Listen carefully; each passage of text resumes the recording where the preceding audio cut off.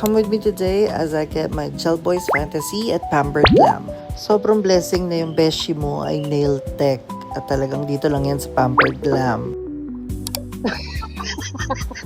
Simula na ng katatawanan. Charot. There you have it. My beautiful beshi and my nail tech for today. So ito yung kanyang studio. Ano ko beshi ha? Sobrang cozy. Yung itsura yun. Beshi video.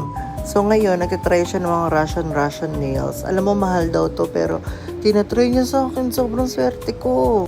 Kaya sa mga gusto magpa-Russian nails na sobrang pulido, ayan, i-contact niyo na or i-follow niyo na ang Pampered Glam. Sa totoo lang, gusto ko talagang i-gatekeep itong Pampered Glam. Pero sobrang galing ng beshi ko. Kailangan yung matry. And this is my final nails for today. Do you miss my turkey? Nag-dance na naman siya. Ready na for Gel Boys Season 2. Charot. Thank you for my nails. Tatay ako bigla.